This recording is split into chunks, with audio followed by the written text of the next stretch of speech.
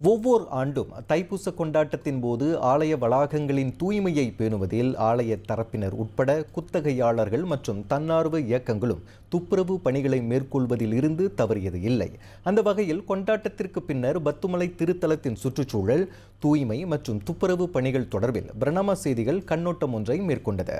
அதில் ஆலய வளாகங்களில் தூய்மையை பேணுவதில் மக்கள் மத்தியில் நல்ல முன்னேற்றத்தை காண முடிந்தாலும் அவர்களிடமிருந்து இன்னும் ஒத்துழைப்பு தேவைப்படுவதாக ஆலய நிர்வாக தரப்பு தெரிவித்துள்ளது. இவ்வாண்டு துப்புரவு பணிகளையும் அது சார்ந்த நடவடிக்கைகளையும் கோலாலம்பூர் ஸ்ரீ மகாமாரியம்மன் கோவில் தேவஸ்தானம் அதிகப்படுத்தியுள்ளது. திருத்தலத்தில் உள்ள ஆலய வளாகங்கள், மேல்குகை, படிக்கட்டுகள் என்று குறிப்பிட்ட இடங்களில் குப்பைகளை அகற்றுவது, குப்பை தொட்டிகளை வைப்பது என்று பல நடவடிக்கைகள் அவ்வப்போது மேற்கொள்ளப்பட்டன. இதற்கு பின்னால் பலரின் உழைப்பு இருப்பதாக கோலாலம்பூர் ஸ்ரீ மகா மாரியம்மன் கோவில் தேவஸ்தான அறங்காவலர் டத்தோ சிவகுமார் நடராஜா தெரிவித்துள்ளார். குப்பை கொட்டுற இடம் இங்கே கிடையாது, இது தூரமான இடம். இந்த மாதிரி குப்பை கொட்டுறது தனி இடம் இருக்குது. அந்த இடம் இங்கேருந்து தூரம். அப்படி இருக்க போது ஒரு நாளைக்கு குறைஞ்சது 20லேருந்து 30 ட்ரிப் அடிப்பாங்க இதை முடிக்கணும்னு சொல்லிட்டு.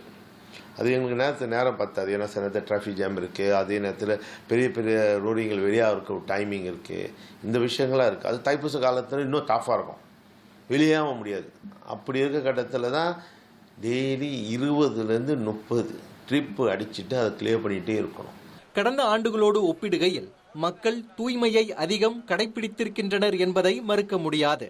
அதே வேளையில் இன்னும் பலர் காலணிகள், பால் குடத்திற்கான பொருள்கள், சிறிய காவடிகளை விட்டுச் செல்லும் செயல்களை இந்த தைப்பூசத்திலும் காண முடிந்ததாக டத்தோ சிவகுமார் குறைப்பட்டு கொண்டார்.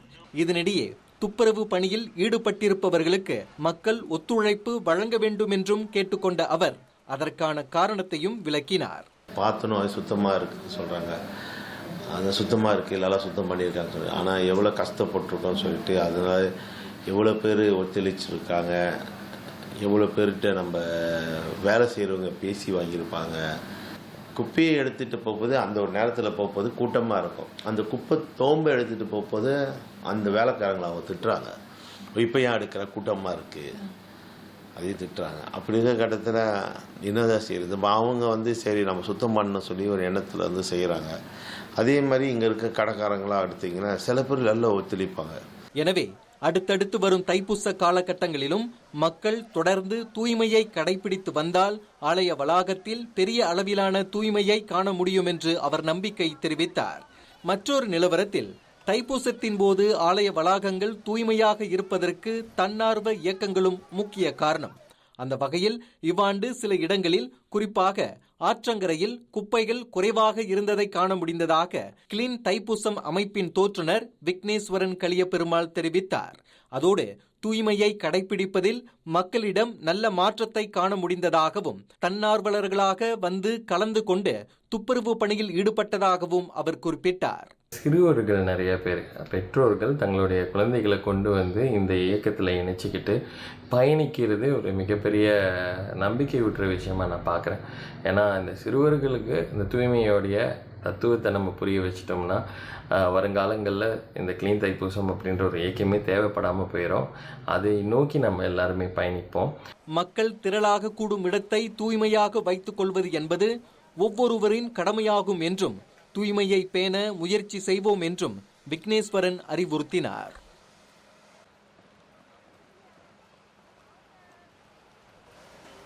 இதனிடையே பத்துமலை திருத்தலம் தூய்மையாக காட்சியளிப்பதாகவும் துப்புரவு பணிகள் அவ்வப்போது மேற்கொள்ளப்பட்டு வந்ததை காண முடிந்ததாகவும் சிலர் தங்களின் கருத்துக்களை கூறினர். நாங்கள் 30 வருஷமாக வந்துக்கிட்டு இருக்கோம் இந்த கோவிலுக்கு. ஆனால் முந்தி பார்த்ததோட இந்த வருஷம் உண்மையிலே செம்மையாக சுத்தமாக நல்லா எல்லாம் பார்க்க ரொம்ப க்ளீனாக நல்லா இருந்துச்சு. ஏன்னா போன வருஷம் கூட கொஞ்சம் தான், ஆனால் இந்த வருஷம் உண்மையிலே நல்லா இருந்துச்சு. ஏன்னா ஏற்பாடு பண்ணி கொடுத்த அந்த தலைவர்களுக்கு எல்லாருக்கும் ரொம்ப ரொம்ப நன்றி சொல்லிக்கணும். போன வருஷத்தோட இந்த வருஷம் ரொம்ப க்ளீனாக இருக்குது. குப்பை இது பார்த்தா போன வருஷம் நிறையா எல்லா இடமும் ரொம்ப குப்பை, செருப்பு அந்த மாதிரி இருந்துச்சு. ஆனால் இந்த வருஷம் பார்த்தா எல்லாமே உடனே க்ளீன் பண்ணி ரொம்ப சுத்தமாக இருக்குது. இந்த வருஷம் உண்மையாலுமே ரொம்ப சுத்தமாக இருக்குது. நாங்கள் வர வழியிலேருந்து நாங்கள் பார்த்துட்டு தான் இருக்கோம். ரொம்ப ரொம்ப சுத்தமாக இருக்குது. அண்ட் நிறையா வாலண்டியர்ஸும் நான் நிறையா பார்த்தேன் இந்த வருஷம். ஸோ இட்ஸ் மச் ரொம்ப ரொம்ப பெட்டராக இருக்குது இந்த வருஷம். ப்ரீவியஸாக நான் வரும்போதோ இந்த வருஷம் வந்து இன்னும் நல்லா சுத்தமாக இருக்குது. போன வருஷத்தோட இந்த வருஷம் வந்து ரொம்ப க்ளீனாக இருக்குது. இப்போ க்ளீனிங் ப்ரோக்ரஸும் நடந்துகிட்டு இருக்கு, நல்லா இருக்குது. ஆலய வளாகங்களில் தூய்மையை பேணுவதில் மற்ற இனத்தவர்களுக்கும் வெளிநாட்டினர்களுக்கும் இந்திய சமுதாயம் ஓர் எடுத்துக்காட்டாக இருக்க வேண்டும் என்ற கருத்தையும் அவர்கள் முன்வைத்தனர். ஆக இந்த கருத்துக்களை பார்க்கும்போது கடந்த ஆண்டுகளை காட்டிலும் இவ்வாண்டு ஆலய தரப்பினரும் மக்களும் சமய நெறியோடு தூய்மையையும் அதிகம் கடைபிடித்திருக்கின்றனர் என்பது தெரிய வருகின்றது. இந்த நல்ல பழக்கத்தை ஒவ்வொரு ஆண்டும் கடைபிடித்து வந்தால் அனைத்து தரப்பினருக்கும் பயனாக இருக்கும். ஒழுக்கம் நிறைந்த சமுதாயமாக செயல்பட்டு அனைவருக்கும் எடுத்துக்காட்டாக திகழ்வோம். பர்னாமா தமிழ் செய்திகளுக்காக ஒளிப்பதிவாளர் இஸ்வானுடன் நான் பவித்ரா சுப்பிரமணியம்.